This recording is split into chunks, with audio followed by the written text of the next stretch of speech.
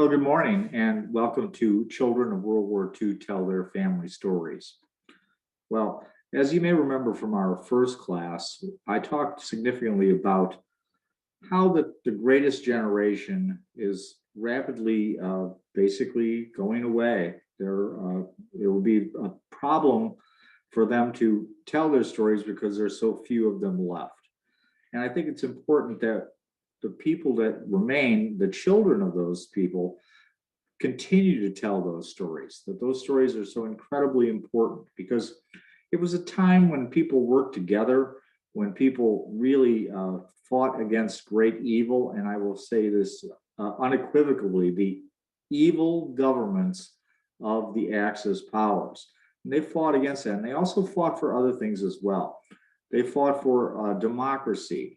And I think these things are important that we need to share with people today because quite honestly, when I look around, I see problems with a lot of information being out there, what I would call false narratives.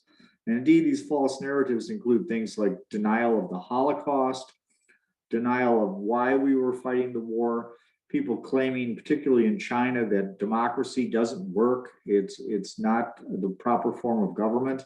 And I think these are the things that our families fought for during World War II.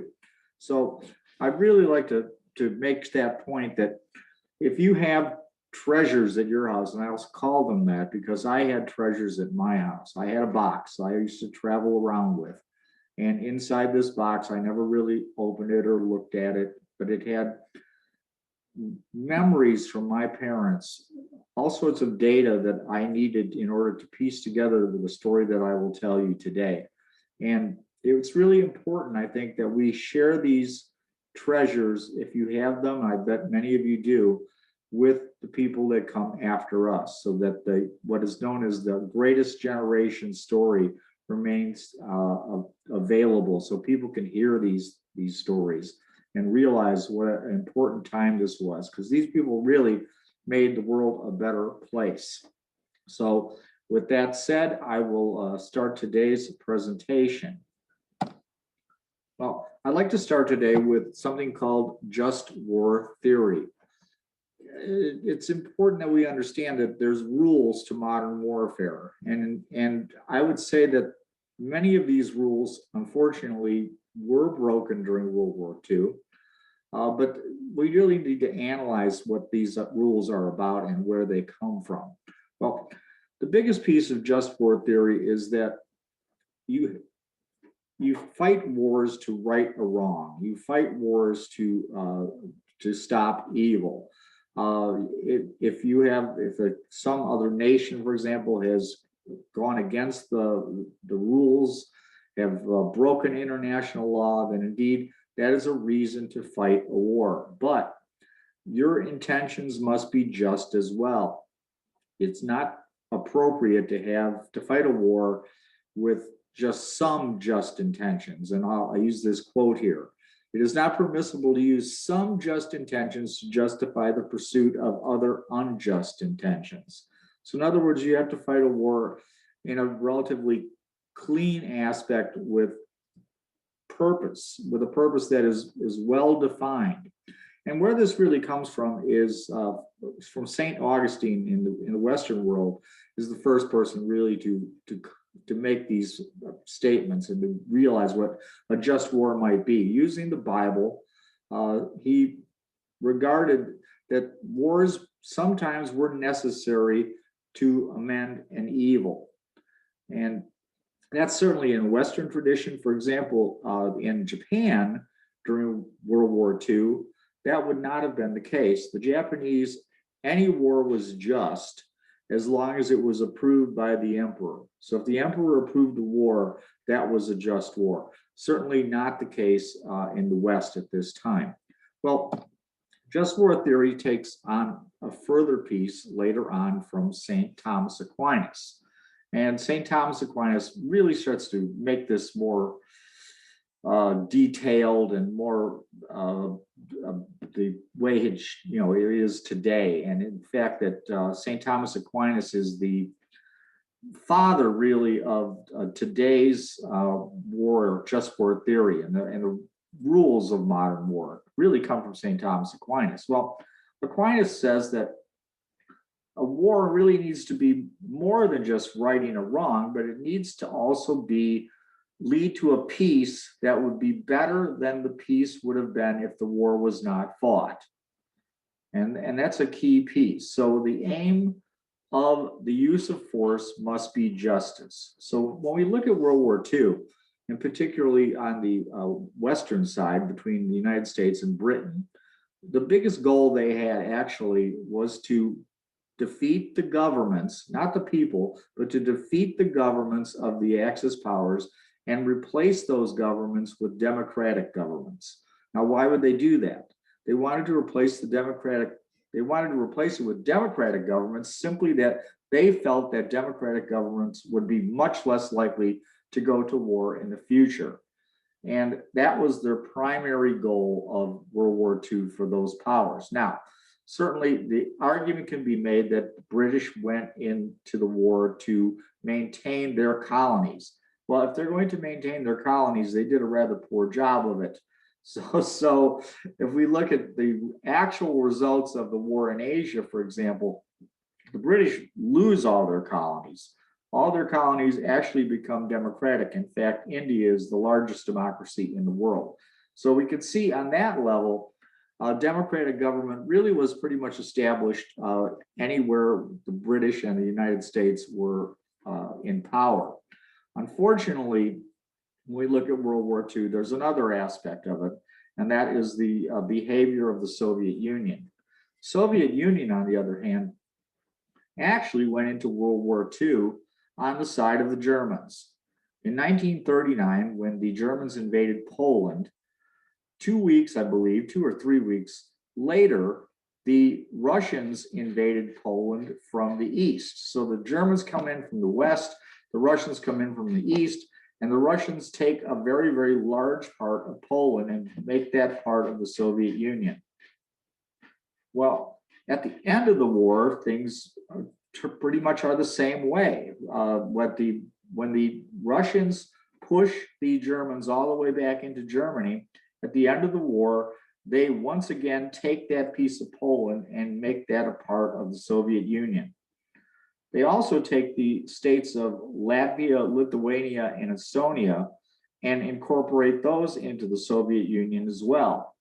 Hardly to say that that is a just intention. And perhaps even worse, when we look at the war in the East, the Soviets, even though they have a peace treaty with Japan, invade Manchuria and North Korea, and that is on August 9th of 1945. By the way, the same day that we dropped the atomic bomb on the city of Nagasaki. But the war is only going to last about another 2 weeks. So again, the Soviet Union has gone into this war, and the worst part about what they do after this is they then take the population, the Japanese population of Manchuria and the soldiers as well, and they actually put them in camps and enslave them. They use them as slave labor, particularly in Siberia, building railroads. This doesn't go on for any short period of time. The vast majority of these people are not sent back to Japan until 1950. So they enslaved them for 5 years. Some do not return back to Japan until 1956, 11 years later. Also, there are tremendous amounts of casualties by these people. They are starved to death, they are worked to death. And the best estimates I can give you today is that 269,000 Japanese civilians and soldiers died in Russian captivity at this time. So is that a just war? Is that something that we could say was a great outcome? Certainly not. So the Soviet Union does not fight the war with just intentions. We need to look at another major point from St. Thomas Aquinas as well. And he makes the clear distinction that soldiers must only fight soldiers, that they should not fight civilians, that civilians should be off limits to the military. And the argument certainly can be made and is made that the United States and Great Britain violated this with the bombing of cities in Germany and Japan, particularly the night bombing by Great Britain of the cities of Germany, where they referred to this as dehousing German workers.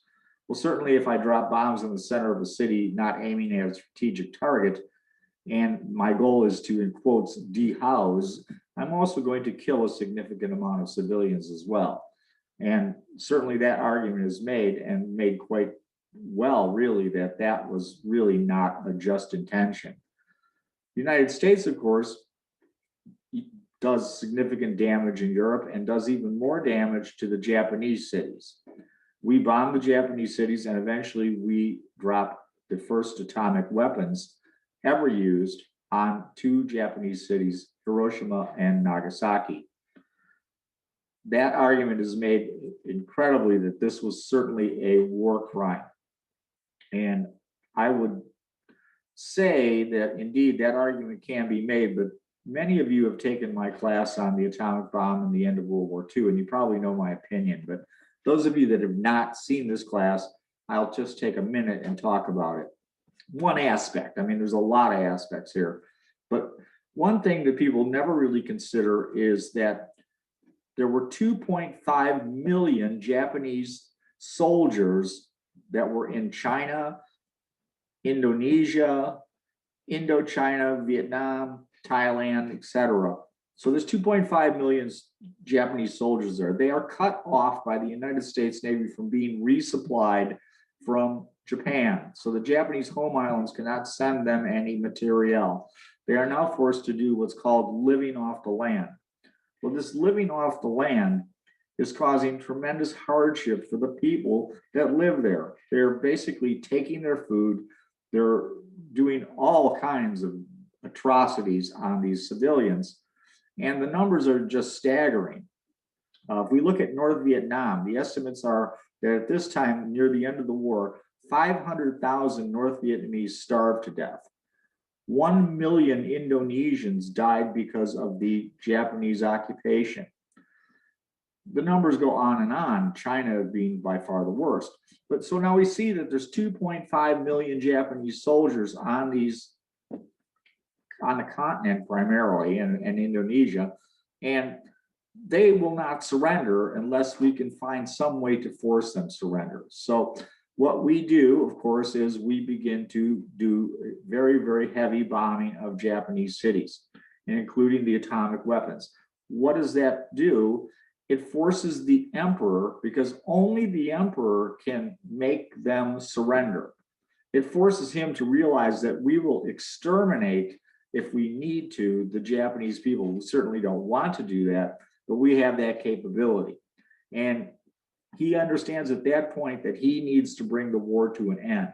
And indeed, by doing this, he does bring the war to an end. And then those 2.5 million soldiers surrender, which is critical, because every month the war goes on, the estimates are 250,000 Asians, not Japanese, Asians are starving to death and dying because of Japanese captivity.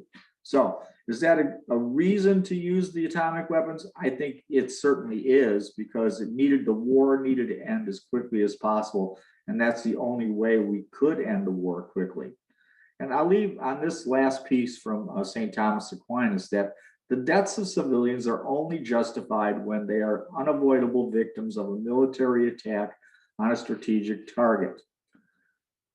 Again, are these cities strategic targets? No, but I think that unfortunately, the terrible ends justify the means. And a lot of today's conversation is going to be not particularly pretty. I will warn you up front. We're going to talk about some things that are good. We're going to talk about some things that are positive, but we're also going to talk a lot about things that are very, very, very terrible. And we'll start with that right now, looking at the government of Nazi Germany. Well, the government of Nazi Germany in 1933 decides that they're going to open a concentration camp. And this will be known as the first one as the Dachau concentration camp. I want to make it clear that the Dachau concentration camp is not an extermination camp. It is not like Auschwitz. It is not like Treblinka. It is not a death factory, but it is indeed a very terrible place. Well, in 1933, in March, the Nazis have taken power. They have become control of the government, and they begin to arrest anyone they think will be a political opponent. This was particularly communists and socialists, or anyone else really that they thought might cause problems. And they start to round all these people up. And they don't really have capacity to put all these people in. There's not enough prison space, certainly, because these people really aren't criminals. They're just political opponents. So they begin to round all these people up. And Heinrich Himmler, who will be the head of the SS, but at this time is also the head of the police in the state of Bavaria, decides we need a place to put all these communists and socialists. And there's an old munitions factory in the town of Dachau. They confiscate that old munition factory and they turn it into the first concentration camp. So initially, there are Jews, because many Jews at this time were communists, but they also begin to round up Romani, or we would call them gypsies. Eventually, they put in German and Austrian criminals, regular criminals, and the concentration camp begins to grow. And it grows and grows and grows over the years, particularly when they decide that they're going to use these people as slave labor. So they start to build little satellite camps around it so that they can be places where people can be put to work. So these, in quotes, criminals are now being forced to work. They're also being tortured. They are being starved. It is a terrible, terrible existence for these people. And as the laws of Germany change, for example, the anti-Jewish laws that are really come to pass at a thing called Kristallnacht, I believe that was in 1937. Now there's a huge influx of Jews, even more so than originally. And the camp gets larger and larger and really gets to be probably about 30,000 people at times, but it'll grow even much more at the end of the war. So they live in constant fear. They're tortured. They're being treated terribly. And there are 32,000 documented deaths at this camp. That is documented. Certainly, there were vastly more killed at Dachau that were undocumented. So we take a little look at the attitude of what was going on at this time. Again, this is 1933, so this is well before World War II, 6 years before the Germans invade Poland.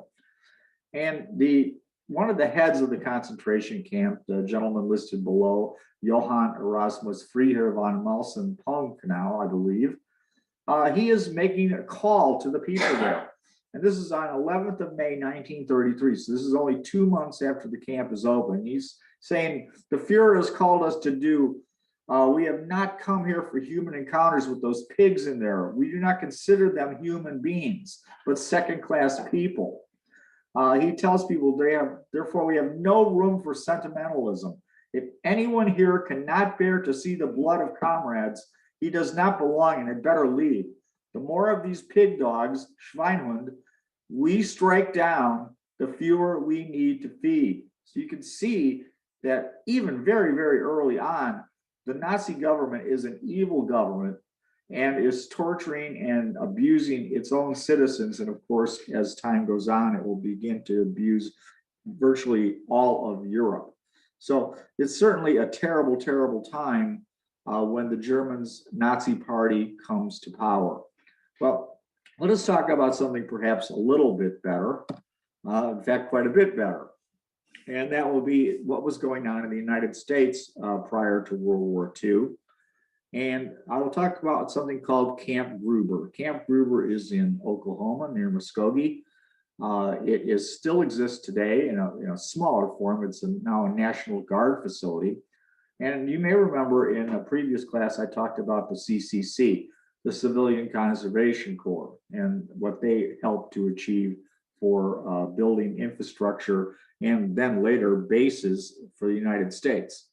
And Camp Gruber is indeed built by the CCC, by the Civilian Conservation Corps. And the reason it is right when after World War II started in Europe, I believe the date is September 8th, 1939, President Roosevelt declares a partial emergency. And we now need to ramp up our military capabilities because there's certainly a fear that eventually we will be drawn into war. But even if we aren't drawn into war, we need to be much stronger than we are at this time. And so things get put in motion that really, really are going to ramp up numerous pieces. And particularly this one is Camp Gruber starts out as a little camp for CCC, and then they turned it into a full-size military reservation. And I mean a very large military reservation. So the reason is, though, that the United States Army in 1939 only has 200,000 men. But starting in 1937, because they thought the winds of war were in the air, so to speak, that they made plans to expand the United States Army to 6 million men. And in fact, they vastly even exceed that during World War II. But that's where camps like Camp Gruber come from. And what's really interesting with Camp Gruber is it is so large that it can train artillery units. So you need a lot of space to be firing cannons miles away. They used it for tanks and tank destroyer training. And by 1943, they will reactivate a division from World War I called the 42nd Rainbow Division that will be reactivated here. Well, let's talk a fun part about Camp Gruber, and that is the Brigadier General Edmund Snitz Gruber is the camp is named after. Now, Brigadier General Gruber had passed away in 1941, right before the war started. He was an artillery officer in World War I, and he had a good service, but he is famous really for one thing that even today I'm sure many of you are familiar with, and he is a composer. He is the man that wrote what today is known as the Army Song. And it is the official song of the United States Army, but it was famous even back then, and particularly in World War I before it was written. Actually, it was written before World War I, so it was a popular song even back then. And it's called "The Caissons Go Rolling Along." And just in case you're unfamiliar with this, I bet this will bring memories back. Over hill, over dale, we will hit the dusty trail as the caissons go rolling along. So that is who wrote that song, was General Gruber, and they named this camp after him. So I thought that was kind of an interesting piece, and I can kind of remember that song being part of my childhood. Well, when I talked about the ramping up of the United States for World War II, or prior to World War II, it comes to mind the arsenal of democracy. And the arsenal of democracy is a term coined by Franklin Roosevelt when he was basically promoting the growth of US military capability at this time. Partially it was for what was called cash and carry, where we would sell weapons to anyone that could pay for them and could come and pick them up. And that would, of course, just be the British, because they're the only one. The Germans couldn't get any ships over here to get any weapons. And then, of course, that morphs into lend-lease, which I'm sure many of you are familiar, where we would lend weapons to someone for the war, and then they would theoretically return them or pay for what they didn't return. Well, the United States, remember, at this time is still in the midst of the Depression. We have numerous people that are out of work. We have numerous factory capacity that is not being utilized. Even then, though, if we look at the economy of the United States versus the economy of Japan, you could see some amazing numbers here. For example, Japan has been at war with China since 1937. So since basically the end of 37, their economy is running flat out. They are producing everything they possibly can produce militarily. The United States, even at this time, our total economy is 6 times larger than the Japanese economy. So we are by far the largest economy in the world. But the Germans also greatly underestimate our capability. Hermann Goering, the head of the Luftwaffe, the German Air Force, makes a statement. He says that all the United States can do is make refrigerators and razor blades, so they are certainly not going to be any major threat to Nazi Germany because they're just soft and all they know how to do is a peacetime economy. Well, indeed, we are going to prove Hermann Goering incredibly wrong, because by 1944, we are producing so much military goods that we can't even use it all. We're just giving it away to our allies. The number's debatable, of course, but up to 2/3 of the total military equipment used by the Allies was created by the United States. But even if that number isn't 100% accurate, we produced a hell of a lot of stuff. I mean, if you look at this picture to the right here, you can see a factory making P-39 fighter aircraft. We didn't really use the P-39 very much. We gave a good percentage of them away to the Russians, who were quite honestly glad to get them. And you can see the size of this factory. It is gigantic. And every one of those rows is 4 airframes. And then if you look to the right side of the picture, you can see that those airframes are now fighter aircraft. They don't have wings, they don't have tail surfaces, but they have propellers, they've got cockpits, they're pretty much ready to go. And you can see just the size of this enterprise.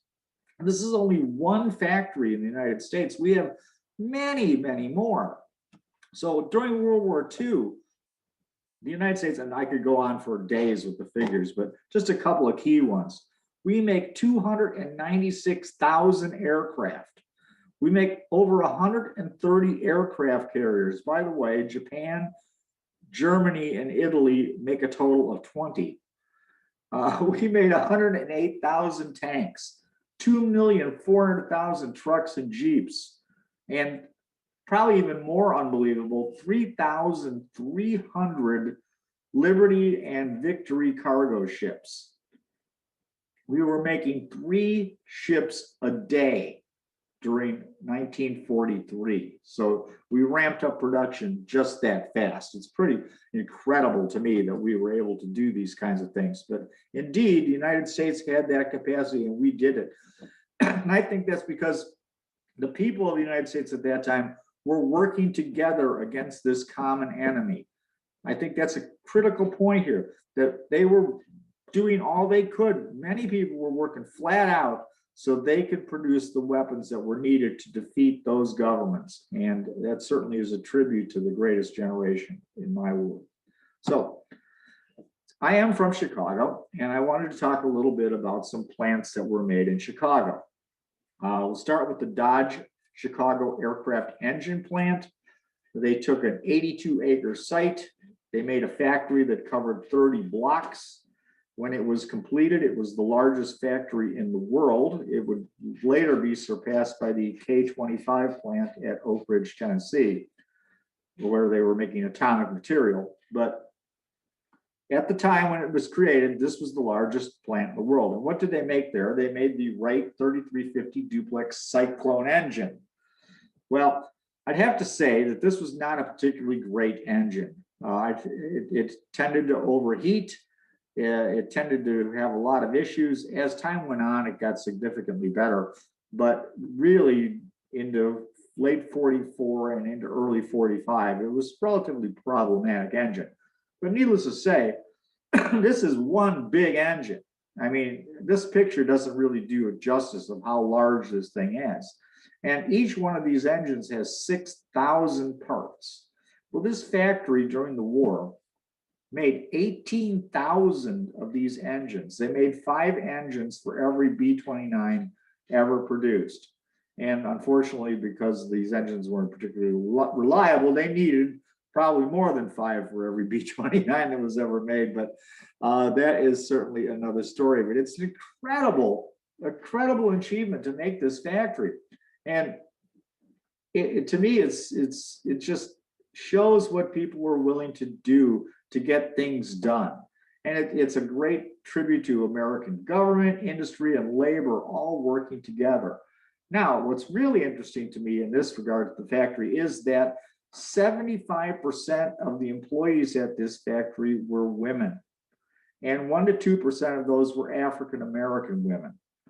So we could see that even at this time, it's making opportunities for African Americans. They are being integrated into US society, getting better paying jobs, manufacturing jobs, jobs that they would not have had previous to World War II. So I think there's some great racial advantages here as well about making these people really part of the United States. Of course, that will lead to greater achievements later, particularly in the 1960s. But that kind of gets, in my opinion, gets its start with these defense plants in World War II. Well, let us look at another plant. And this is the Naval Ordnance Station in Forest Park. Again, it's that same time frame. They're starting to ramp up because of Roosevelt declaring a limited national emergency. And they start to build this plant. Again, it's going to be on 80 acres. Seems to be a trend in Chicago. And they start construction in February of 1942. And this plant becomes operational only 8 months later. That is amazing, to build a giant plant from nothing to a operating facility in only 8 months. This plant will employ 6,000 people, and they're going to make Mark 13 and Mark 15 torpedoes. The Mark 13 torpedo is an airdropped torpedo for the US Navy, and the Mark 15 torpedo is a torpedo that's launched from destroyers. So it's they're both anti-ship weapons, but different styles of how you would deliver these weapons. And when I look at this picture, I kind of have to laugh a little bit. It's obviously so staged. Here's these two ladies polishing a torpedo, but I'm not sure if it needed to be polished, but that's what they're theoretically doing here. And over the lifetime of this plant, they make 19,000 torpedoes, and of course, refurbished torpedoes here as well for many, many years. This plant survived well after the Dodge engine plant did. But again, 19,000 torpedoes this factory has created in only a matter of 8 months. Again, a tremendous tribute to the industrial capability of the United States and the American people. Well, we're going to do a little bit of a switch here. We're going to go off to France, and we're going to talk about D-Day. Well, I'm sure everybody here is familiar with D-Day in Normandy, June 6th of 1944. And this is a giant undertaking. We're going to land 5 divisions of troops, and we're also going to drop in 3 divisions of paratroopers. And what maybe, I doubt that you know, but you may, 9 days later, on the other side of the world, we invade the Marianas Islands on the island of Saipan with 3 full divisions. So the logistics capability of the United States to launch D-Day, and then 9 days later, halfway around the world, we have enough ships, enough men, and enough capability, logistics capability, particularly to launch another giant island invasion. It's incredible. Well, what you may not know about D-Day, though, is that there were problems with D-Day, of course, but there was always a plan started in 1942 to have another operation, and that was Operation Dragoon. Operation Dragoon was to be basically simultaneous with Normandy. And when the Normandy invasion was only going to be 3 divisions originally, that was the plan in 1942. Of course, it went up to 5 divisions in 1944. There wasn't enough excess landing craft capability to also do Operation Dragoon. So Operation Dragoon gets put off on the shelf. We'll think about it. And the British were always against Operation Dragoon. They wanted to invade the Balkans, which the United States did not want to do. We didn't want any part of it. But what will happen is that when we land at Normandy, the idea is we are going to capture ports and capture those ports quickly. Well, we do eventually capture the port of Cherbourg. That's right at the tip of the peninsula there by Normandy. But unfortunately, the port is terribly destroyed by the Germans. The Germans were aware that we were not going to need this port, and they set it up so that it would be completely destroyed, and they did a hell of a job. So it takes many, many, many months for the port of Cherbourg to become open. Well, what happens then is we don't have a port in Normandy, and we need more logistics capability in France if we're going to continue to beat the German army. They decide that what they will do is they will reinstate Operation Dragoon. So basically 8 weeks later, we are now going to invade southern France. And they are going to invade southern France by Saint-Tropez, and they're going to try to capture ports in that part of France. So down here, all the way on the bottom, you can see where Operation Dragoon will take place. Well, their plan is simply this. We're going to land 3 divisions, and we're going to land them, like I said, at Saint-Tropez. And why are we choosing Saint-Tropez? Primarily because it's great beaches. Maybe you want to go there sometime and get a nice tan and put your feet in the water. But we land there primarily because there is no high ground behind it. It's relatively flat. So it's going to be very, very difficult for the Germans to defend this area. So that is why this area is chosen. Also, it's very close to 2 key ports, Toulon and Marseille. And these are very, very big ports. So if we could capture them relatively intact, we will be able to use them to cover our logistics issues. So they land these 3 divisions. And I would have to say it's really, really quite a successful operation. If you look in this picture here, you can see down at the bottom, I have that oval, that red oval, showing that where Saint-Tropez is all the way to the right. And then you can see the ports of Toulon and Marseille. We capture those ports relatively quickly. They are damaged, but they're not so terribly damaged that we can't get them operational in a relatively short time. And we also begin to drive northward, past Italy, past Switzerland, towards the German border. And part of the reason of this is, remember, now we landed 8 weeks previously in Normandy, and the Germans have stripped this area of quality defensive units in order to try to fight in Normandy. Well, that leaves them certainly not defended, but not defended as well as they could have been had that not occurred. So we begin a rapid advance north. I mean, amazing, a couple of 100 miles in 4 weeks. So we drive all the way from Saint-Tropez up to the Vosges Mountains. You can see that in the rectangle above. And they do that in 4 weeks. It's amazing, amazingly successful. And we capture 131,000 German prisoners, destroying numerous amounts of German equipment. Yes, some key German units do escape. It's not a battle of annihilation, but it is indeed accessible, because what will happen is now we can begin to use these ports. And 1/3 of all the material we land in France during World War II will come in from Marseille and Toulon. And again, we have now driven the Germans in southern France all the way up to the German border near the town of Strasbourg. An incredibly effective invasion indeed. And certainly it paid off what the Americans wanted to do versus the British idea of landing troops in the Balkans. Well, we're going to go back to the US now. We're going to talk about the 42nd Rainbow Division. And the 42nd Rainbow Division was a very famous unit from World War I, and they had an unusual beginning. When World War I started, the bulk of our troops were going to come from National Guard units. And National Guard units were run by states. So for example, the state of New York took most of their National Guard capability and turned that into a division, an infantry division, and then that was taken off to France, but it was a New York unit. Well, as the army is being built for World War I, there are various and sundry pieces of units in various states that aren't being used to create the divisions that basically represent that state.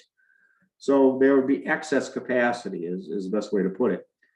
Douglas MacArthur, who's a captain at this time, comes up with the idea, and I'll give him credit, that they need to use this excess capacity. So there's pieces here, there's a piece in New York, there's a piece in Ohio, there's these chunks of National Guard units.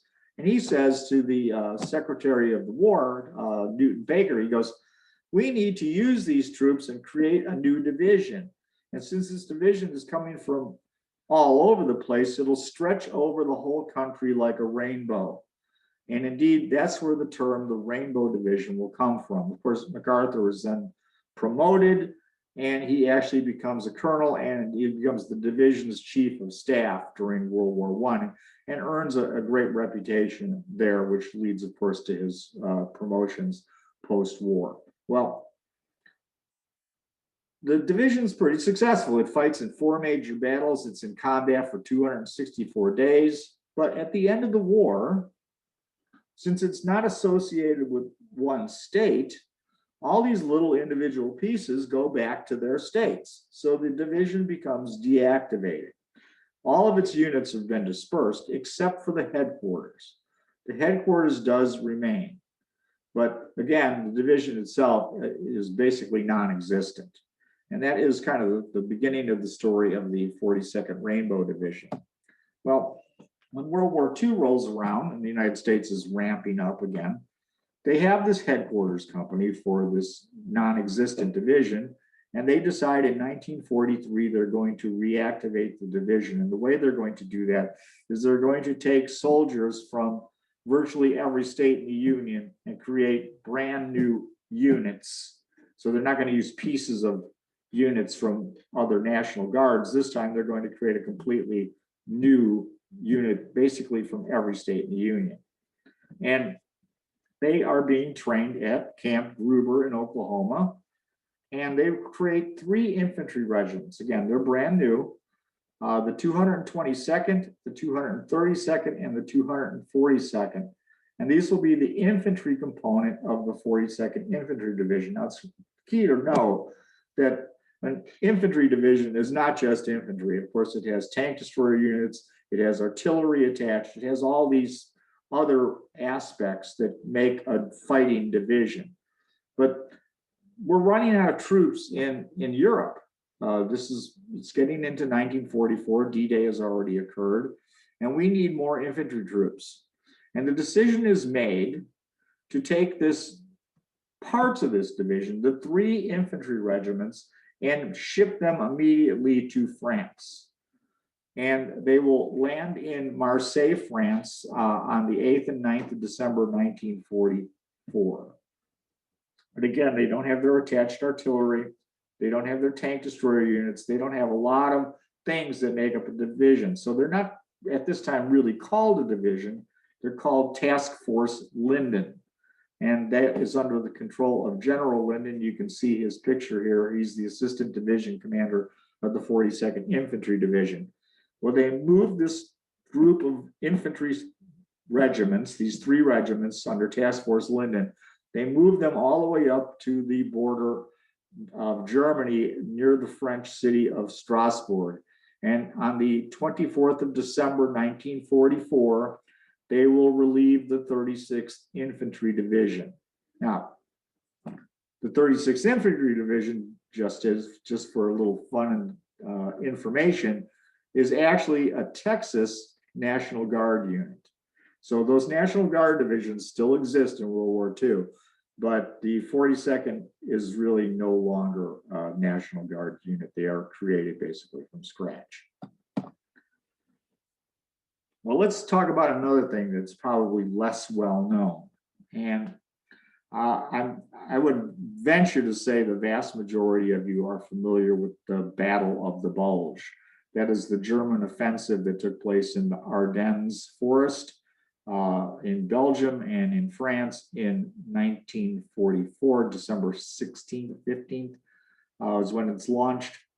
The idea of the Battle of the Bulge is that the Germans are going to break through the Allied lines. They're going to separate the British in the north from the Americans in the south, and they're going to capture the city of Antwerp. and they're going to destroy our logistics capability in the hopes that they can then surround particularly the British Army and pin them against the North Sea and destroy them. And then hopefully that will take pressure off of Germany from the Western allies. Russians, of course, are still going on, but that's their hope. And it is dashed very early on. By the end of December, the Germans are well aware that this is not going to work. The US and the British have managed to stop the offensive. They've managed to bring in forces from other locations, the US particularly from the south. So Patton's Third Army has moved troops up. General Patch in the Seventh Army has moved troops up. And the Germans have a reserve force that they were going to use to exploit the breakthrough that never happens.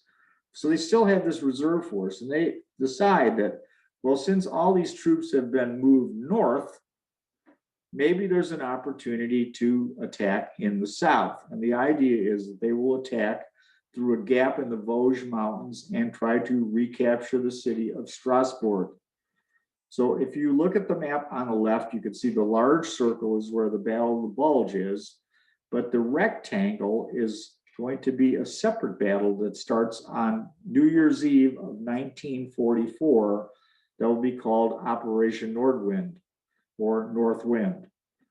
And this will be the Germans' hope that they can destroy the French and US armies in the south and capture the city of Strasbourg. Now, the rectangle is an approximation of the larger picture to the right. So that's the kind of close to where this is in the big picture of France. But now if you look to the right, you'll see that that rectangle is what's known as the Hagenau area, and all the way down on the south there, the bottom of the picture, you can see a little red circle, and that is the city of Strasbourg. So this attack is launched. The Germans are somewhat successful early on. They're not making the progress certainly they had hoped to make, but they are pushing the US further and further back through this gap in the Vosges Mountains. And it's getting to be a tough situation because remember, the 222nd, 232nd, 242nd Task Force Linden, these are raw new troops. They don't have their supporting artillery. They don't have their tank destroyers. They're green, I guess the best way to put it. And they're basically thrown into this battle that's starting to get really heavy duty. And because they need as many troops as they can to try to stop this German offensive. Well, again, it's winter, it's cold, it's snowy, but the Germans are going to make one last big effort, and that's going to be on the night of the 24th of January. And it's going to be their last gasp in this hope to get a road network. So if they can take the town of Hagenau, they can get a road network that will allow them to break through and get behind and capture Strasbourg. Now, something I didn't mention is Eisenhower is very, very concerned about this. So much so that he wants to withdraw behind the Vosges Mountains and give up the city of Strasbourg to the Germans. The French go crazy. There's no way they are going to accept this as being something that they would do. So Charles de Gaulle makes, basically crazy statements. I would, he's talking about cutting off train supplies to the Western Allies, kind of, bad idea. Let's put it that way. It's terrible, but so the Eisenhower's like, okay, all right, we're going to try to stick it out. And we're going to hope that we can hold this and keep the city of Strasbourg, just to keep the French from going nuts. And like I said, the Germans need to capture this city of Hagenau. There's a road network that leads to Hagenau between two towns called Schweinhausen and Neuburg. They need to capture Schweinhausen and Neuburg in order to get the road network to capture Hagenau, in order to get the road network to capture Strasbourg. This is their last attempt they're going to make. Well, they're going to attack at a place, at that place, against a unit called the 222nd Infantry Regiment, which is part of Task Force Linden. That regiment, again, remember I told you they had to stretch things out because of the troops that had been taken up to fight in the Battle of Bulge. That regiment is holding a 7,500-yard front. That is the same front that an entire division would hold. So this is really thin. Again, and they don't have their supporting artillery. They don't have everything they need really to defend this area, not to mention they're defending too much area.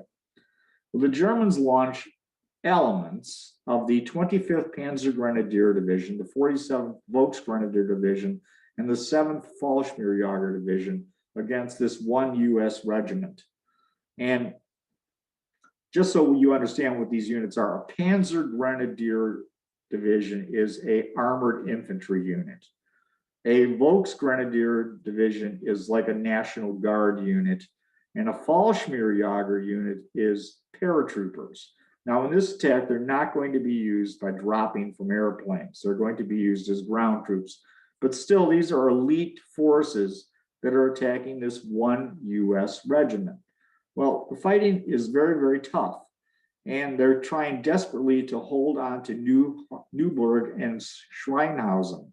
And the Germans begin shelling on the night of the 24th of January. And their shell bursts are it's a forested area, so there's shells going off in trees, and there's huge amounts of artillery. The 222nd can't really respond because they don't have their integral artillery with them. Again, it's not there. So they're doing their best to hang on against this major German assault. And the fighting goes on all through the night and early into the next day. And literally 2 companies, K and L, are trying to defend Neuburg, and the Germans get into the city, and it literally becomes hand-to-hand fighting in this little town. And fortunately, these people, even though they're new, they fight like hell, and they do a heck of a job, and they blunt this last German offensive. So the last German offensive in the West is blunted by the 222nd Infantry Regiment. For their stand at this little town, these 2 little towns, Neuburg and Schweinhausen, the 222nd Infantry Regiment is given a Presidential Unit Citation.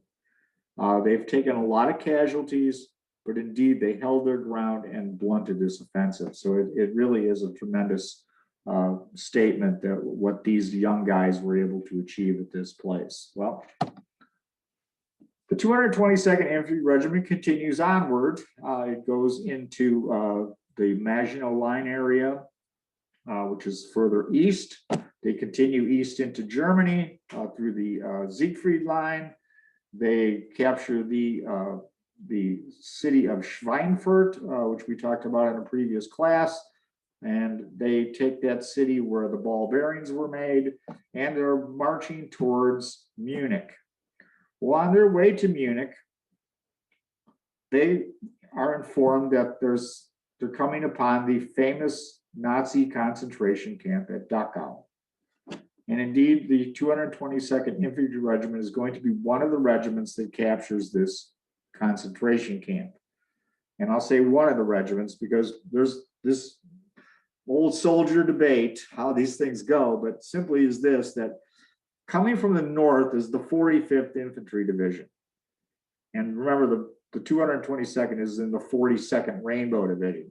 So these guys from the 45th Division are coming in from the north, and they begin to scale the walls and get into the Dachau camp.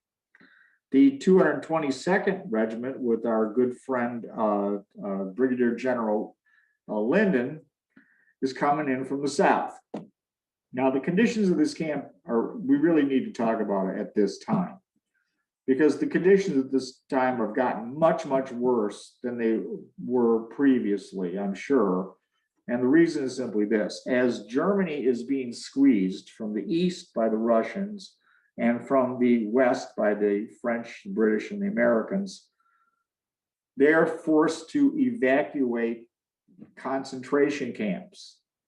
So or they kill everybody, both occur.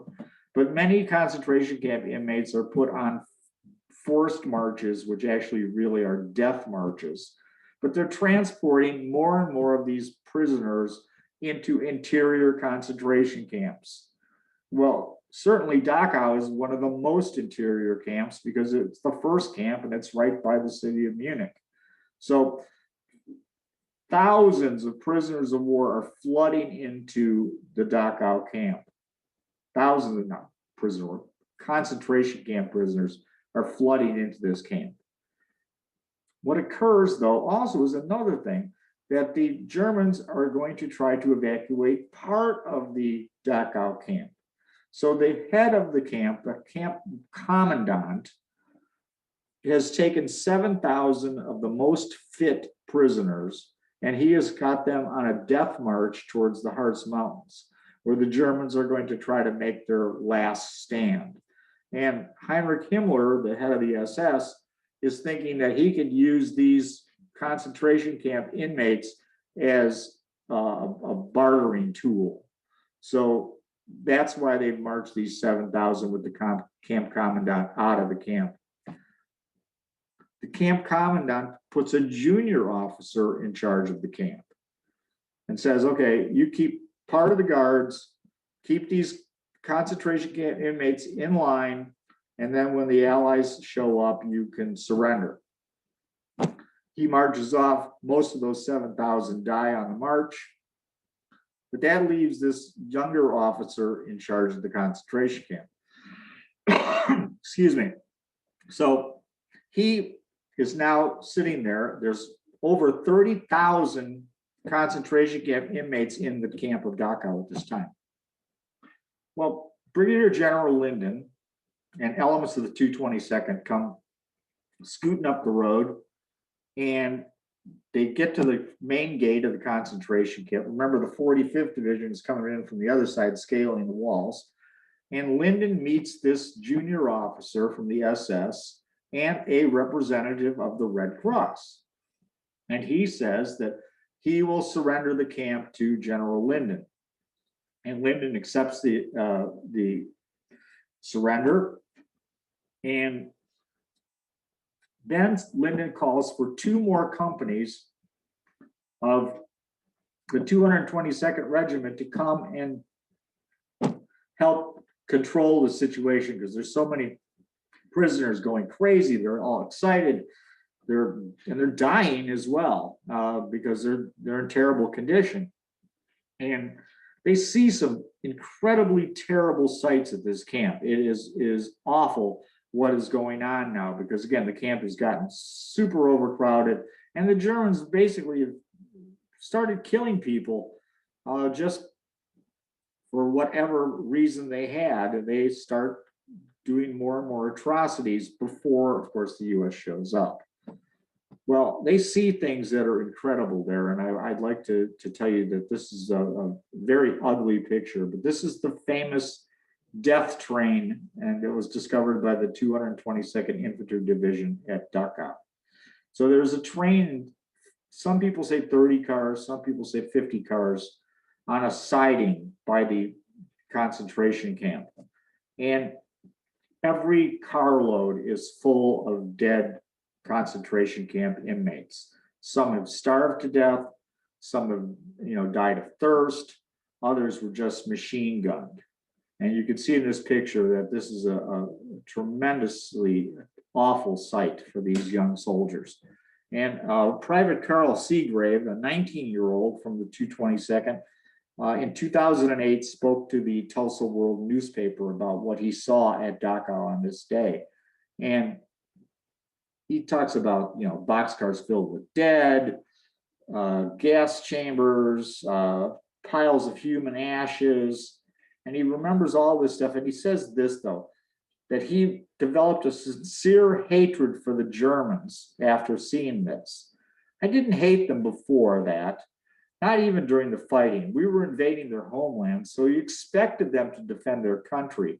But this, you could see that this was a traumatic event for these young soldiers. Certainly a terrible sights that they had to deal with, people starving, people literally dying every day, even though they'd been liberated, because they were in such awful condition. And it certainly upset everybody. It including General Linden was, very unhappy, and the 45th Infantry Division was basically got a little bit out of control, though certainly some of the 222nd Infantry Division did as well. So I'll give you a little bit about what is known as the Dachau Liberation Reprisals. This is a dark period for the US, really, because again, some of these people were so traumatized that they got out of control and did some things that are certainly against the rules of war. Now, you need to go back a little bit further to the Malmedy massacre at the Battle of the Bulge. And these soldiers are all well aware of it. Everybody by this time is. That the SS machine gunned US prisoners in order to keep advancing during the Battle of the Bulge at a town called Malmedy. And the SS were pretty much hated by the US Army, particularly units that had fought up that way in the north. It was difficult to control the soldiers when they had to confront SS troops. Well, of course, the people guarding this camp are all SS. And I talked to you a little bit about that junior officer that surrendered the camp to General Linden. The story goes that one of the soldiers from the 222nd handed his rifle to a concentration camp inmate, and that inmate shot and killed that officer. There were other major incidents, I would say, in this regard. Perhaps the more famous are from the 45th Infantry Division, but the 222nd also at times took part in this. The estimates are 35 to 50 German SS concentration camp guards were killed. The most famous incident is from a Lieutenant Colonel Sparks. He's left a machine gun with a bunch of surrendered Germans. He walks away. All of a sudden, he hears from behind him, "They're trying to get away. They're trying to escape." And the machine gun opens fire. He runs back. He kicks a young boy off the machine gun, and he's crying, and he's saying, well, they were trying to escape. And by this time, he'd killed 12 and injured several more. And quite honestly, Sparks doesn't believe what had occurred, that they were trying to escape. So that becomes part of a problem. There's another famous, you can see this picture here about Watchtower B. Supposedly the Germans in Watchtower B opened fire on the US soldiers. Again, that's certainly debated. And you can see the way they're laying dead here. It doesn't appear that they were in any sort of fighting position when these people were shot. So this causes an investigation. The US does investigate it, but this is right at the end of the war. The war is actually over, and General Patton is in charge of Bavaria, and basically he sweeps this thing under the rug. So yes, there were atrocities committed here. It is in some ways understandable how terrible the sights were that these people saw, and things got out of hand. That's the best way I can put it. Again, it's not a pretty picture, but indeed, this is what occurred at Dachau during the liberation. So let us continue on. Now let's talk about Battle Creek's Percy Jones General Hospital. Well, again, I've talked numerous times in this presentation about the US ramping up its capabilities. One of the things they needed to ramp up was hospitals. Well, this particular facility dates back quite a long ways. I was originally a 7-day Adventist. I would call it a spa. And it is then taken over by Dr. John Harvey Kellogg, the brother of the very famous man who created Kellogg's cornflakes. And he turns this thing into basically a big luxury spa when he took over after 1876. And there's actually been a movie that's kind of made about this place. If you like really, really dark comedies, I would recommend this movie. It's called The Road to Wellville. And it really actually is about this facility and the people that ran it. And yeah, it's got its great moments, but it's pretty dark. That's the best I could put it. But so you might want to check that out. But so this place falls on hard times during the Depression. And the United States Army is looking for places to build hospitals, and they decide to take this big facility over and turn it into the Percy Jones General Hospital. And indeed, that's what they do, actually right before World War II. And it's going to specialize on neurosurgery, on amputations. They fit artificial limbs, they do plastic surgery, and they really, really focus on rehab. It's a tremendous rehab facility for people that are to learn how to use your artificial limbs, for example. And it functions until well after the Korean War, but in the mid-1950s, they decide that they don't need this capacity anymore for this large hospital. And it becomes a federal office complex, which exists today. It's still there in Battle Creek, Michigan.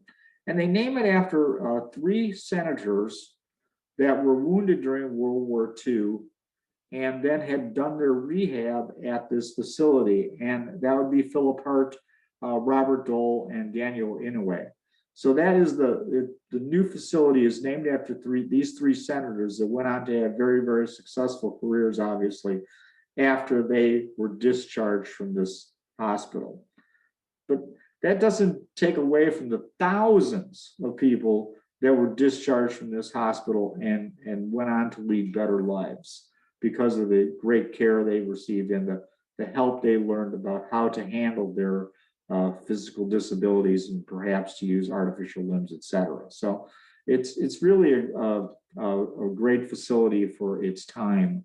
And I think it did a fantastic job. It certainly is highly thought of in military history in regards to hospital care. That brings me to my parents. And I'd like to talk about my parents, Frank and Adeline Brose. They were married in 1937. They went on to have a pretty rough start to their marriage. The Depression was really in a bad place for Americans. My parents were frequently out of work. They would get a job, they'd lose the job. They had a tough time making ends meet. They could barely pay for their apartment. And sometimes it was difficult to get food on the table. And my mother talked about their landlady who would frequently invite them to dinner. And so that way, at least they had something decent to eat. And that she was very thankful that their landlady was so generous and nice to them and took care of them. But by the beginning of the war, my father has a relatively good job at the Chicago Tribune. And so he's working at the newspaper and he has a good steady job, and it's a good union relatively high paying job for its time. So things have gotten significantly better. But when World War II starts, my father tries to get into the Army and he is rejected because he's underweight. I would assume part of that problem is because of bad nutrition from the Depression, seriously. But by 1943, he is accepted into the military and he becomes part of the 42nd Rainbow Division. And here's a picture of my father as Staff Sergeant Frank Brose. I would assume this picture was probably taken in late 43 or 44 before he shipped overseas. But there is a picture of my father. My father had a rather sarcastic sense of humor. You may think that I have that as well. I can't understand how I could have possibly gotten such a sarcastic sense of humor, but apparently when they went to Camp Gruber, they were given little pamphlets. Now, my mother went along with my father. She basically moved to Oklahoma. And so this little pamphlet, I've got it in my box that I've talked to you about. It says, my father wrote, "Some crap that was given to us." And that really just sort of sums up my father's attitude towards stuff like this. But I've got this little brochure and it talks about the camp, and it's pretty hokey. But again, that's kind of his attitude with this. Well, my mother in that box had saved this newspaper clipping too, which is a little bit of family history. So my father had been at the 42nd Rainbow Division. Apparently they didn't have a very good idea what rainbow or how typeset should be done, but they misspelled rainbow. But so after 6 months, he's been promoted to corporal. And it also mentions, what I think is important, that my Uncle Tony, my father's brother, is serving overseas in the Army.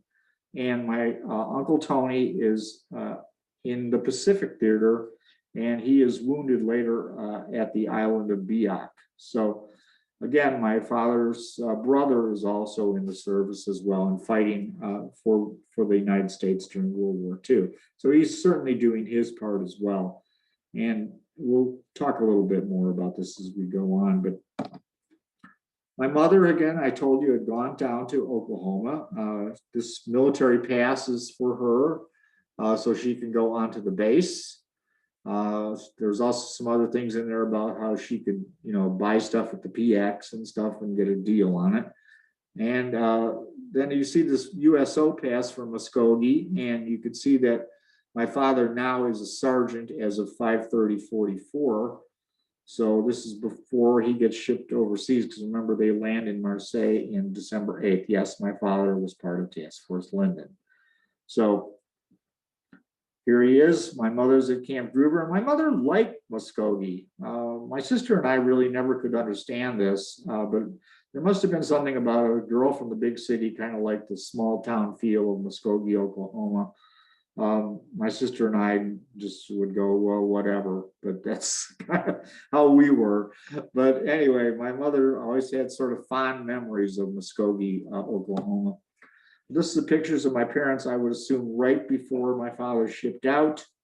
You could see that, they seem like they're, a happy young couple doing okay. But certainly times are relatively tense, and that's understandable with what's going on in the world. But decided to throw this picture, and I thought it was some nice pictures of my family. This is a letter my father wrote to my mother that she had saved while my father was at sea. So he's being transported to Marseille.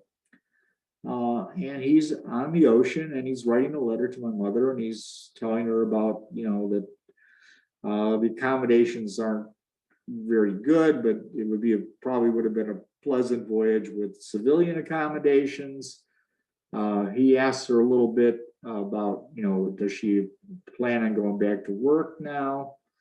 And he would talk about, and I thought this was said something interesting, is that I bought a fountain pen and a lighter, so I guess I've got all I need now. It is interesting to me that so little would mean so much, but that's really all my father thought he would actually need. I mean, when you think about today, about the things that we have and all the stuff that, just these two little items, and he was relatively satisfied with that. Well, he talks about in this letter going to a vaudeville show that the other soldiers put on, and he's not particularly, he said it was okay, but he decided he was kind of bored with it. And he goes up on deck, and it's raining, and he decides he's going to finish this letter back in his, I wouldn't say cabin, because they were basically in bunks, like stacked in like sardines in those ships. But He finishes the letter with, that's about all that he misses her and he loves her, and he says good night, love and kisses, Frank. And so I can see why my mother would have saved this letter. So it really says a lot that my father was going off to war, and he would be writing her about what was going on this ship, as I'm sure he had a lot of time to think about what was going to occur. Well, my mother does go back to work. Indeed, this is a picture I have of Adeline at work. My mother goes to work at the Dodge Chrysler engine plant in Chicago, making those B-29 engines. My mother said that she polished counterweights.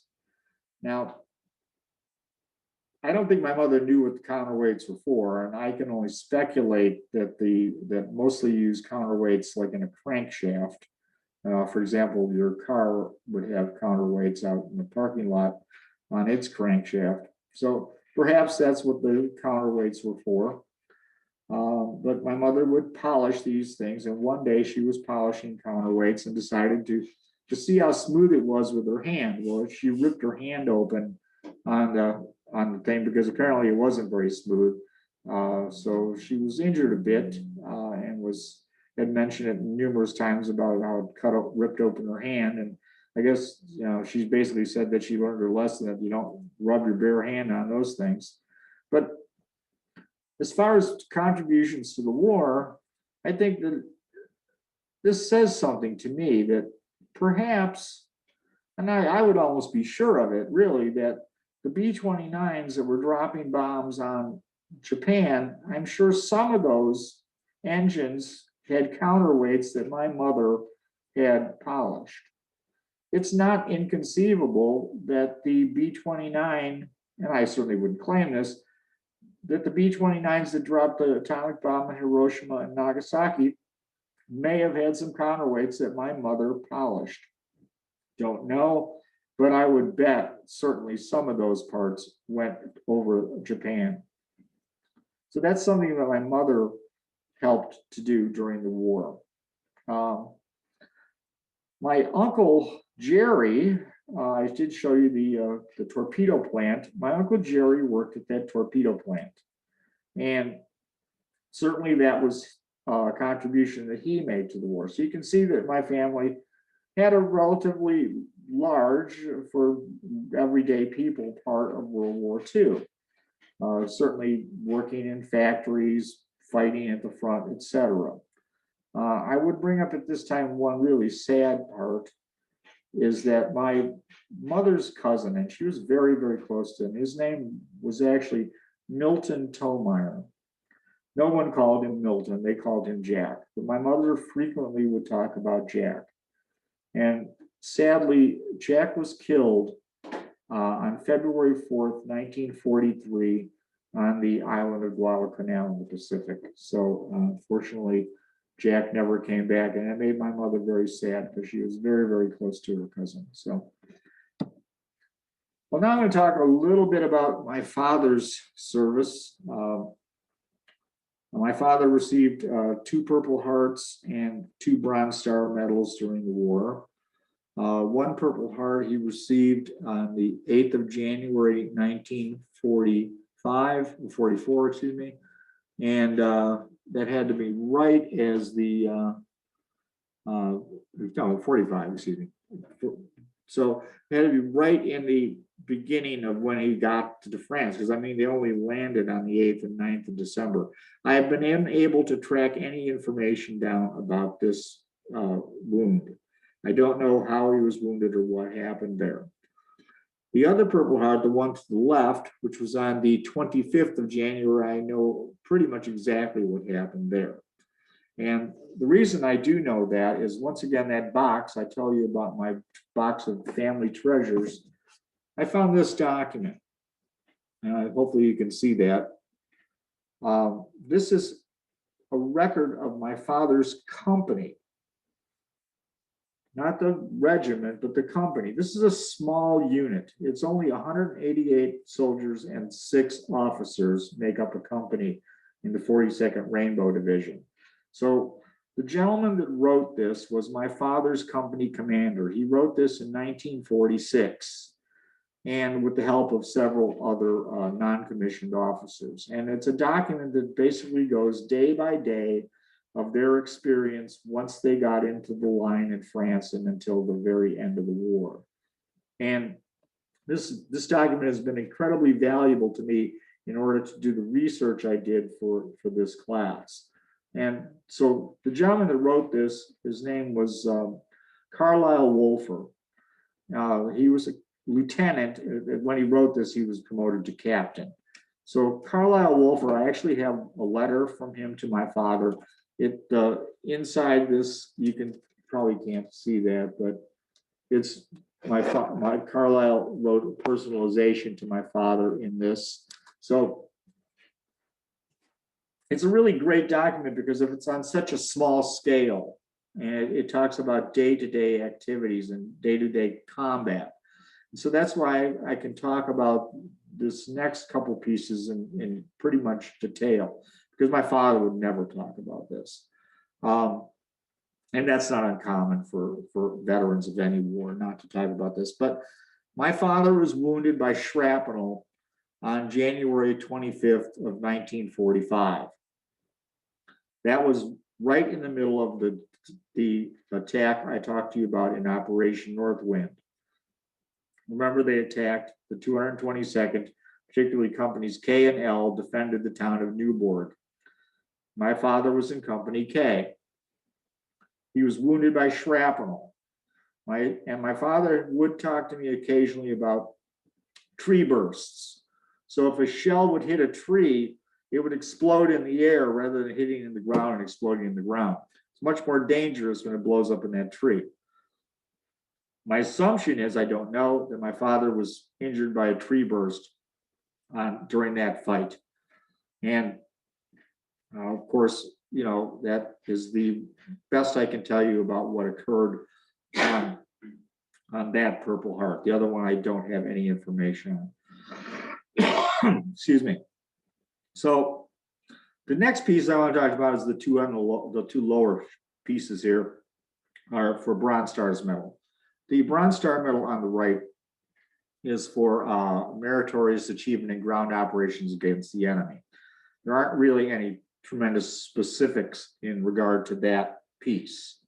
So I don't know a lot about it. I think it's more of a general issuance of Bronze Stars at the very, very end of the war. But the one on the left is actually, to me, very significant. And it is for heroism in ground combat. And that was for service in France on the 19th of February, 1945. So that is, well, you know, 3-4 weeks after my father was wounded in Operation Northwind. So I assume this is when they are pushing forward into Germany. And I'd like to show you this next document. And this document is the official copy of the citation. If you look up at the top, you could see a notation from my mother. This was written to him in a book that she had obviously gotten. It's a document from the 222nd Regiment. It's a big combat history of the regiment. And apparently she got that after the war and had written it in this to him, you know, Merry Christmas, darling, I love you, Adeline, 1946. But I assume later on she glued this sheet into this book, and I didn't want to take it. That's why it's hard for me to have gotten this scanned, because I didn't want to remove it and damage it from this book. But you can see it's the official copy. And I'll just read it to you quickly. It says, my father's name, Frank J. Brose, 222nd Infantry Regiment, Staff Sergeant. It's for heroic achievement in action on 19th of February, 1945, near Althorn, France. While on reconnaissance in front of the main line of resistance near Althorn, The patrol, led by Sergeant Brose, came under intense barrage of enemy mortar, machine gun, and small arms fire, creating 5 casualties. Without regard for his personal safety, and despite the exposed position of the wounded men, Sergeant Brose braved the withering enemy fire and helped bring 2 of them back to a place of safety, as well as recovering the body of another man. This example of extreme courage and loyalty to his fellow man is worthy of the best traditions of the Rainbow Division. And that is the commendation my father received for that Bronze Star. So I wanted to share that with everybody about how much that would mean, perhaps, to everybody. It certainly means a ton to me. This is one of the documents that I was able to find. And another thing I was able to do to research was this. And since 5 men were injured, 4 of them survived, I could not find out exactly which 2 my father may have rescued. What I could find out is the person who did not make it, that he recovered their body, and that would be Staff Sergeant Frank Sanick. By going to the American Battle Monuments Commission and Grave Registration, I found this document. And I now know that Sergeant Sanick is buried in France, and I know where he is buried. So this is the man who's my father recovered his body. And certainly, I'm sure my father knew this man well. It's a small fraternity. It's only 188 men and 6 officers. They're the same rank. So I'd assume that they had to know each other quite well. So this, but my father never ever mentioned this or what had occurred that day, but I was able to find out through these documents what actually did occur. So I thought I would share that this is the kind of research you can do if you have family things. Hopefully they're happier things than this, but that can be found if you do a little research to find them. Well, I also saw this telegram talking about my father being wounded, that he was sent from the War Department. I liked how it says that he's slightly injured on the 25th of January. I guess that's designed to make you feel better. Hey, he's only slightly injured. Don't worry about it. But my father obviously was not seriously wounded at that time because he was recovered quickly enough to earn the Bronze Star on the 19th. So, but again, I just find it kind of amusing. Then also in March, on the 13th, her congressman, he sent a letter, and I thought this was unusual. He goes, "May I express earnest hope that if you have not already done so, that you will soon receive favorable reports pertaining to your husband."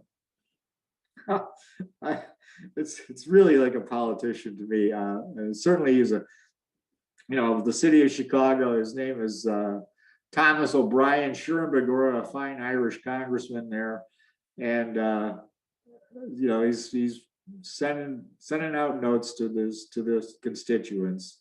But I just find it interesting and kind of unusual.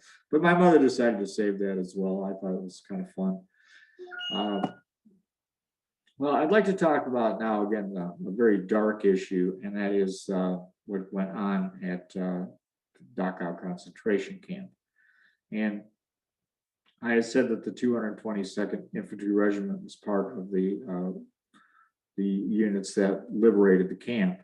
And I also said that General Linden called for 2 other companies to come and help at the camp.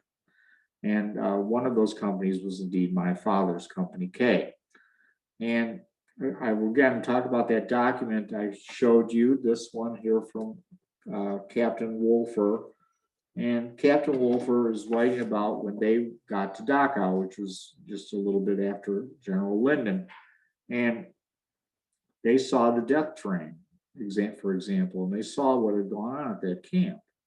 And he goes, Wolfer, many men from K Company saw the concentration camp and the horror train that was there. 50 carloads of men who had been starved to death. The few that attempted to escape had been machine gunned and lay where they had died. The bodies had very little of any clothing and were just skin and bones. And then he wrote this: thus, for once, we had ample opportunity to see one of the outstanding reasons as to why we were fighting. So when they saw this horror, when they saw what Nazi Germany really was about, they knew why they were fighting. They knew that they needed to end this terrible government, to end the oppression of these people, that they needed to stop this evil. And that's indeed what they did. I think that's a great thing that we need to remember, that we need to share with the people that come after us, what these people did, what people call the greatest generation actually did. It angers me, and it certainly should anger you, when people talk about Holocaust denial. I can guarantee you, I know that the Holocaust existed. Okay, I know that my father was a liberator of a concentration camp. I can prove these things. So there's no Holocaust denial that I would ever accept. And this is why we need to continue to talk about these events. And I want to share a couple of things that occurred.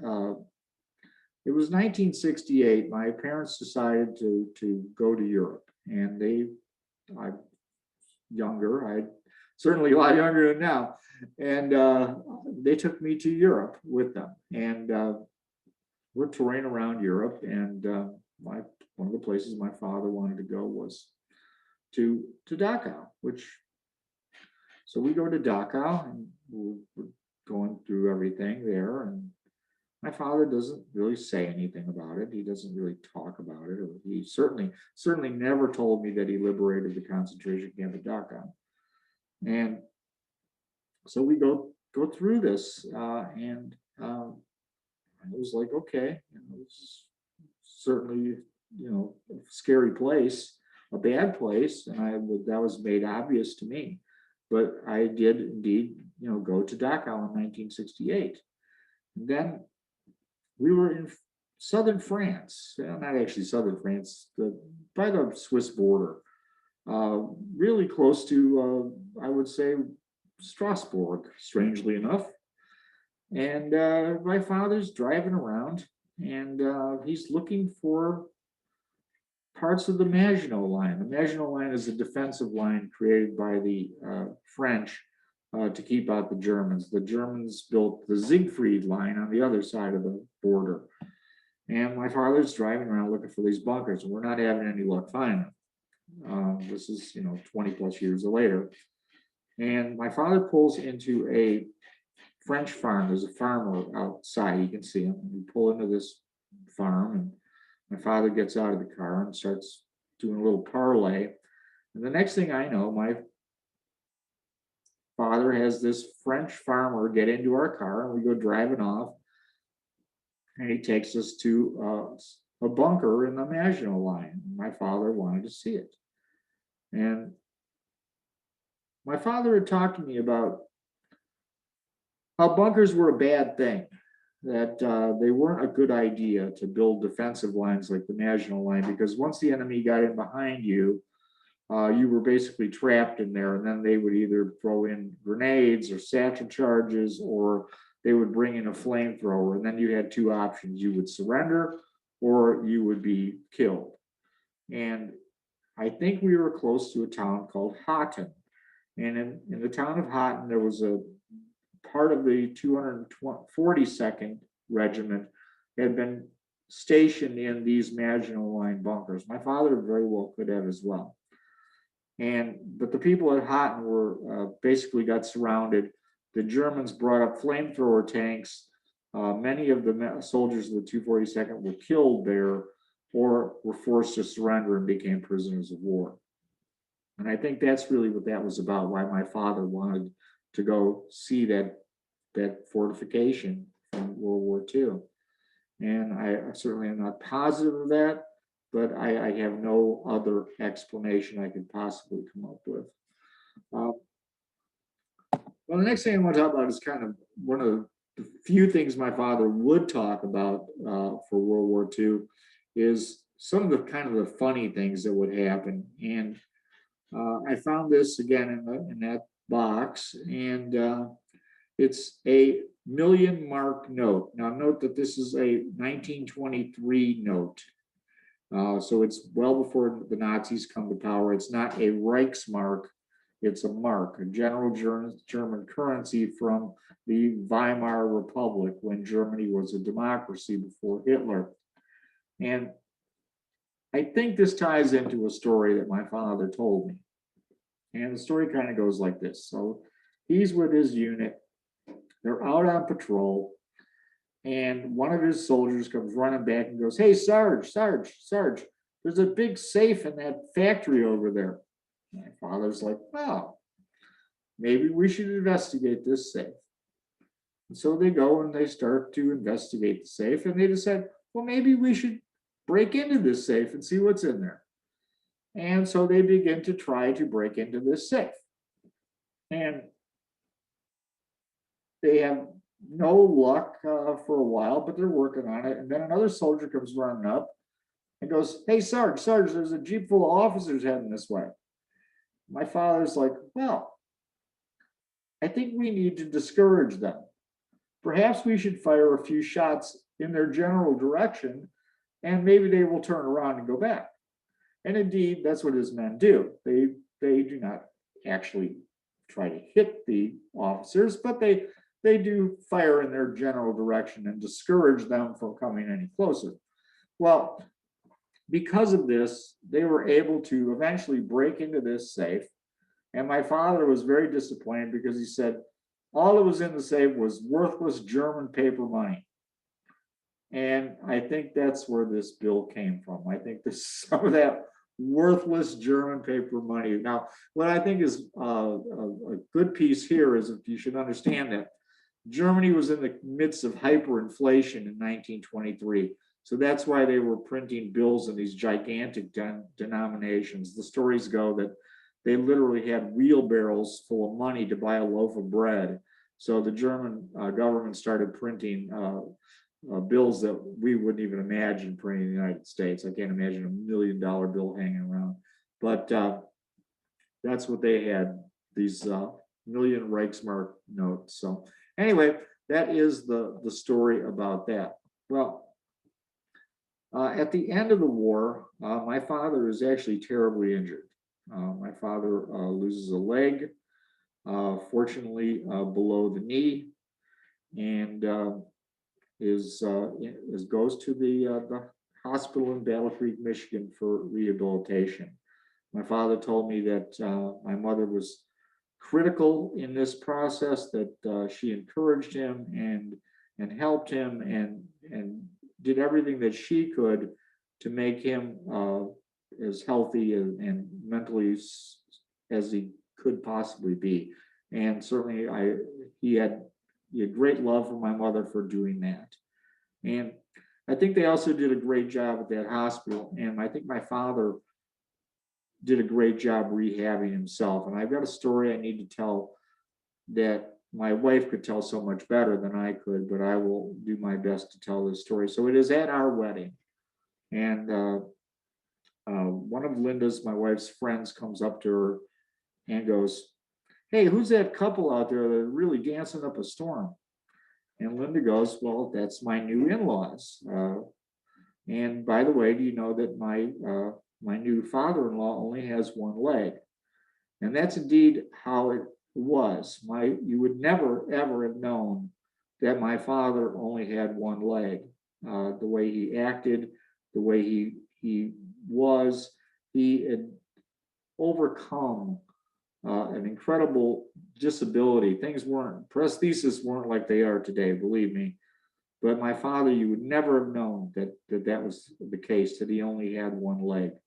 And I think that taught me a lot too about how to overcome adversity, to realize that, that life doesn't always go the way you hope it does, but indeed you can do things the best you can. And if you work at it really hard, that indeed you can be successful doing things. And my father certainly proved that. He raised my sister and I. We had a family. He had a good job. We were never had really any hardship whatsoever. And certainly that is a tribute to him and to my mother that they were able to do that. And I think this really says a lot about the greatest generation, things that they taught me. They taught me that, you know, it was wrong to hate people for just because of what they were. That's not what matters. What matters is who they are. And so you shouldn't hate people for that. You shouldn't treat people poorly. You should love this country. You should love democracy. All these things, that you should work hard, that you should work hard for goals because goals are important. All these things my parents taught me. And I think it's things that we need to share with people that come after us, how hard they worked, how hard they struggled, what they sacrificed in order to make this country what it is today. In fact, what to make the world what it is today. So when I look at World War II and I said, is this a good war? And the argument by many people today is no, it wasn't, that it wasn't a good war. I would say they were wrong. It was a good war because it changed things for the better. And that I would leave you for this presentation. So thank you for listening today. And certainly if you have any questions, I'd be glad to answer them. So thank you.